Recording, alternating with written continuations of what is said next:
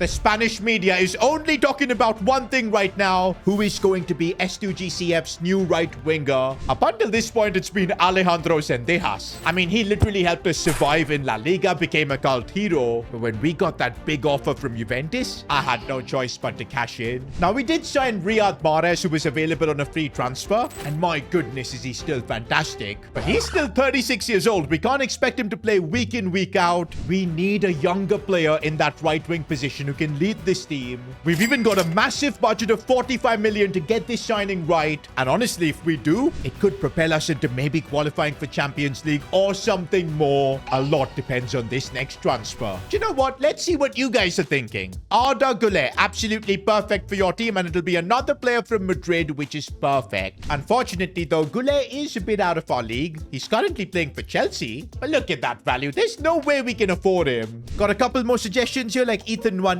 or Ben Doak. Oh, wow. What is this inflation, man? Ethan Nwaneri is also valued more than 40 million. I'm not sure about Ben Doak, though. He's only 76 rated. Besides that, we have used him in a past S2GFC series. Of course, a lot of the suggestions are just Anthony. We're not signing the GOAT, boys. I feel like he's too big for our club. Let the GOAT do GOAT type things at Valencia. Now, there's a player I didn't really see that many comments about, but he does play for Real Madrid. Franco Mastantuono. Left-footed. His idol is Messi. Bit weird that he plays for Real Madrid. But guys, wouldn't this be a statement? Stealing one of Madrid's prized talents. And it kind of makes sense too. He's probably not going to get much game time at Real Madrid. They've got way too many big players in the attack, in the midfield as well. And we could genuinely build our team around this Argentinian kid. Okay, there's a lot of work we'll need to do because we need to improve his pace, his shooting, his skill moves in weak foot. But there's something about him that I feel is going to be magical. Look at all those play styles. He's the perfect creative player. Imagine him supplying balls in a João Andrade as well as Cisco Presa. We could build our attack around Mastantuono. Okay, we don't need to rush to make a decision. We're now playing Sevilla. But yeah, after this game, we're going to have to come with a decision because the transfer window will be shutting soon.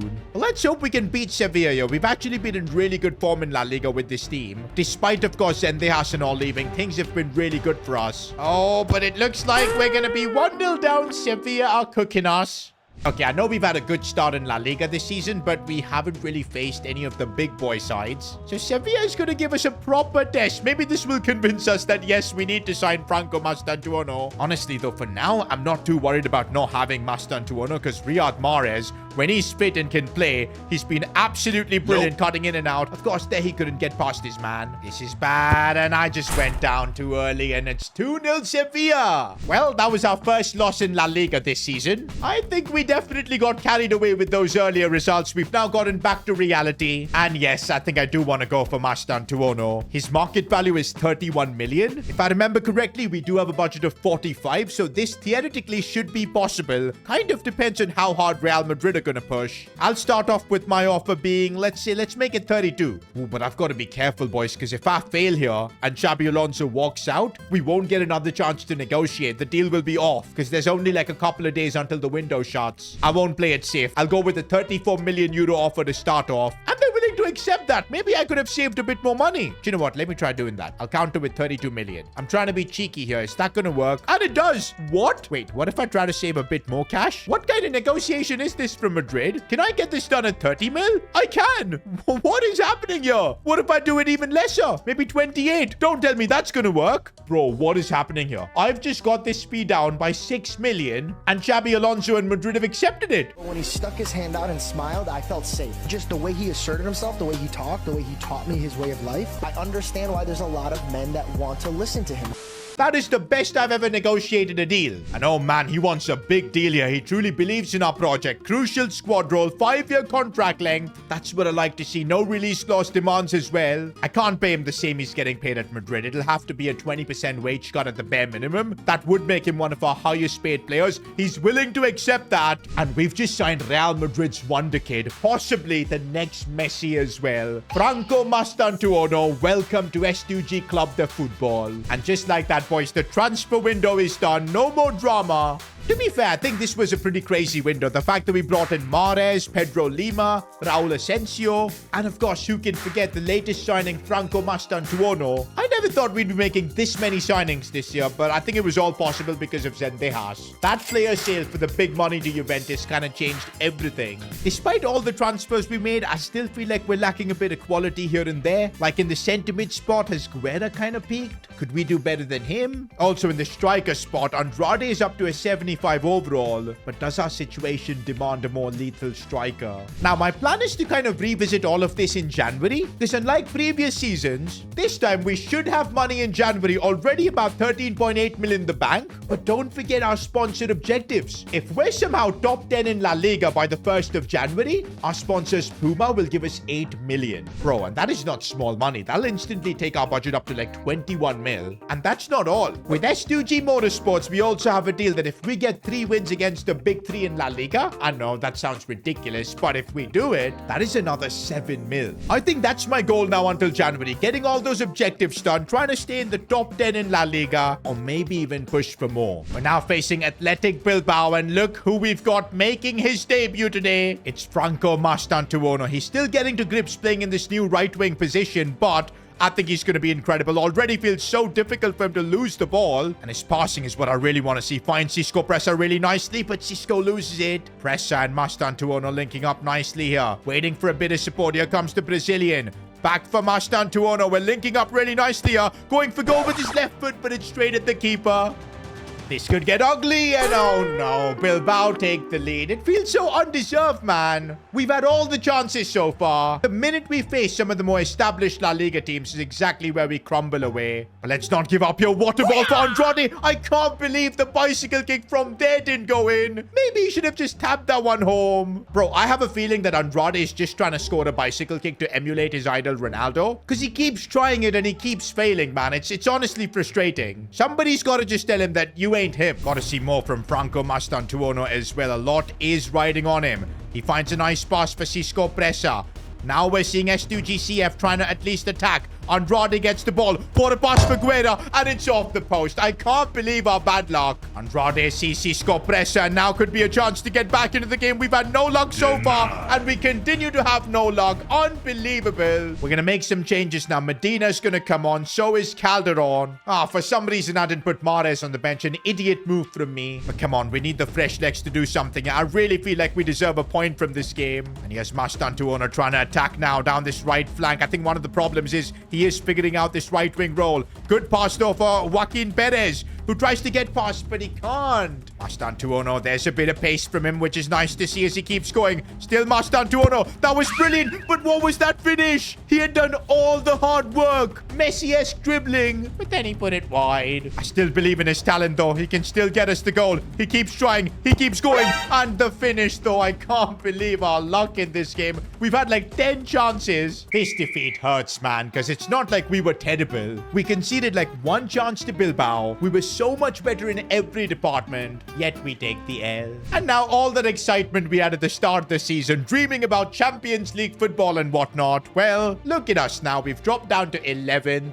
And oh boy, it gets worse because we literally face Atletico Madrid next. Now, to be fair, last season, Atleti was the fixture where we managed to beat them, and that kind of kick-started our season. I'm hoping that happens, yo. We need to get back on track. We're way better these days than finishing 11th in La Liga. Come on. We also need a big performance here from Mastantuono, and already it's a peach of a ball, but João Andrade couldn't quite attack it. The intensity we've shown so far has been phenomenal, as here's Andrade looking for a pass, maybe for Pressa, who's found space, and we've taken the lead against Atleti. That is exactly what we needed. I told you, boys, it's not like we're not playing good football. It's not like there's no talent here. We're good. We've just been super unlucky lately.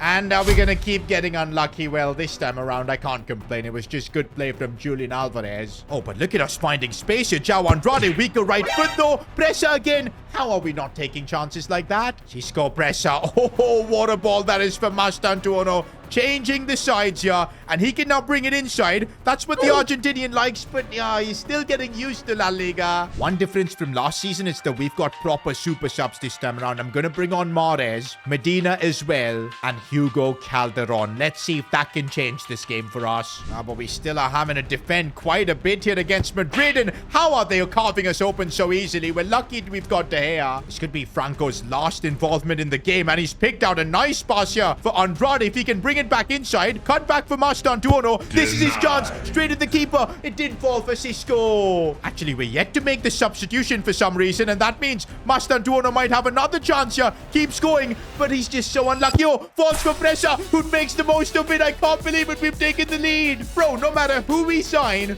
it's always one player who steps up in the big moment. None other than Cisco Pressa. Now, the substitutions have been made as well. Let's just get this win. It could be huge for the club. And here goes Cisco, who still keeps the ball somehow and finds Riyad Mahrez. Riyad Mahrez, and he's managed to finish it. Off the bench, Riyad Mahrez doing the job. A famous win for us against Atletico Madrid. Bro, we've just got to cherish Cisco Pressa, man, because this kid is absolutely incredible. Remember when he posted this when he turned 16? La Liga, I'm coming. I'm only 16. I've already done more than most. I don't feel pressure. I cause it. We were all making fun of him, thinking he's going to be a fraud. But look at him now. It's just unbelievable. Also, what an iconic picture of Javier Pressa giving Cisco a bath. Where have I seen this before? Okay, if somebody's asking some real questions, why is the father wearing the kit while bathing?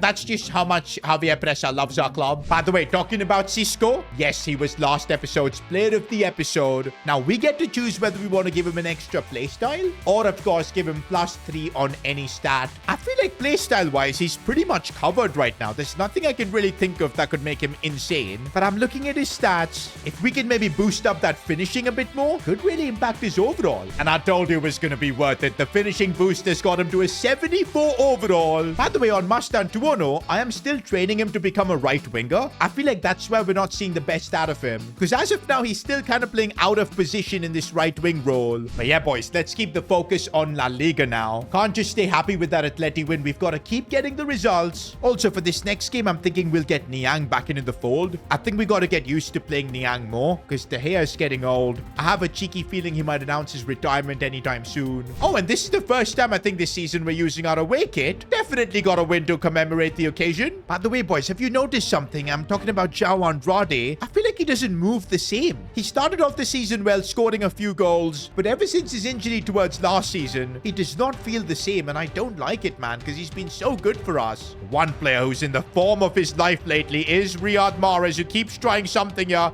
Still goes, finding maybe space to go for that shot. Finds it, goes for goal, but puts it just wide. With Mahrez, man, you never know what to expect. He can pull off anything, anywhere. Oh, here goes Riyad Mahrez, though, completely going through all by himself, and he didn't even think about passing there. He knew he was going to score. I am so glad we managed to get Mahrez in a free. While Mastantuono is kind of developing and figuring out the right wing position, we've got a reliable performer who can get us the goals. Even better that it's for free. It's chaotic defending and no. Do you know what? It kind of feels like the roles have been reversed. Our attack is now capable of handling any team in La Liga, but it's our defense that starts floundering. Also, boys, we need João Andrade to wake up and start performing, and that was a lovely pass for Cisco. Couldn't get there. Okay, João Andrade, big moment now. This is where he normally shines. Can he get the shot off? He can, and João Andrade, he's still got it. He might be having some injury niggles or something, but when given the chance in the box, he can still deliver. Oh, but come on, Niang. You had to save that there. I'm sure De Gea would have done better there. Like, come on. All the effort we put to take the lead then to guarantee the 3 points just completely gone. I feel like as we progress through the season, we're just figuring out more question marks with this team. We're still dealing with the fact that Mastantuono hasn't adapted. Andrade, yes, he scored in that last game, but overall, he's not been that prolific. In the defense, we've been a mess. And Niang, I don't think he's the future in goal for us, like, honestly. Saying that, despite all our issues, we're still 10th in La Liga. It's it's a lot better situation than we were last season. I mean, we were fighting to survive. This time around, we're in that position where we're trying to push forward, but we're hitting a lot of different barriers. Also, this is good. We can finally change Mastantuono's position. We're doing that. And now we can really focus on developing him into a proper right winger. That's the play. We've got Villarreal next. I have put Mastantuono in the starting 11. I want to see a big performance from him. And that's more like it. Attacking and direct from Mastantuono. Can he get it onto his left foot? He can, but the finish could have done better. Okay, Guerra's found a bit of space, and he loves going for goal from there, but the keeper stopped him. Joaquin Perez seeing Mastantuono. This is looking really nice. Now João Andrade on his left foot. Normally he gets those on target, but it got blocked. I need to see both Mastantuono and Pedro Lima link really nicely, and that is exactly what's happening. Here goes Pedro Lima. Might go for goal himself, but it's saved. Honestly, boys, considering Villarreal are third in La Liga, we've absolutely pummeled them with chances. We just need to be a bit more clinical. Mastantuono attacking again. This time, can he get his shooting boots on? He just can't. No, no, no. That is so unfair. We've had all the chances in this game, and from a rebound, there's still a lot of football to be played as Joaquin Perez has gone through, and he does... What? Even I can't believe it on the touchline. How did he miss? Bro, we're bringing on Mahrez. Andrade too is just having a stinker. He's not done much. We'll bring on Calderon. Guerra finding space. Surely it could be him, and it is him. Finally, we get the well-deserved goal. Oh, and I see some space here for Joaquin Perez. That first touch was really good, but the finish... Oh, and what a ball for Calderon. He controls it well, but the finish. I can't believe this team needs to be on the training ground tomorrow morning doing shooting drills. Maybe Cisco Presa is going to have to show everyone how it's done, and Cisco in the 89th minute wins us the game against Villarreal. That's what he does. By the way, after scoring that winner, looks like somebody's getting ready for the Ballon d'Or ceremony. That's right, boy. Cisco is getting all suited up. But oh no, media reports have come out that Cisco never got any official invite, and the poor kid was kicked out of the event. In the end, it was Vinicius Jr. who ended up winning the Ballon d'Or. But look at Cisco Presa's tweet here. I'll do it 10 times if I have to. They're not ready. Okay, I do understand it was mean for Cisco to get booted out of the event, but come on, man. He's nowhere near Ballon d'Or level. 6 goals in 12 games so far. He's still getting better and better. He will get there eventually, but Cisco needs to just calm down a bit. Meanwhile, boys, this is not good news. João Andrade once again has picked up an injury, and it's the same injury again. Torn hamstring, out for about a couple of months. I knew he wasn't moving the same. He was still trying to give everything he could for the team. Still scored 5 crucial goals for us, but I feel like his body just gave up, and now he's going to take another couple of months to recover. This time, of course, Hugo Calderon had nothing to do with João Andrade's injury. Let me just make that clear. But man, what an opportunity it is for Calderon to step up in Andrade's absence. Come on, we got to keep our good run of form going. Let's get the win against Celta. When already Cisco has managed to break through here. Does he have the finish? He tried the same technique. This time didn't work. Oh, but here you go, Aspas, and he's too good. We're on the back foot here. Celta have taken the lead. Although lately we have been decent at making comebacks, so I'm not giving up just yet. And Hugo Calderon getting the big moment to shine here. Nope. Can he get the shot off? He got taken out there. This is where Mastantuono can really shine, when he's dribbling and he's got chances to pick out a pass like that. Nope. Hugo Calderon should have scored there. It's starting to feel like maybe we do have a striker problem, because João Andrade once again injured.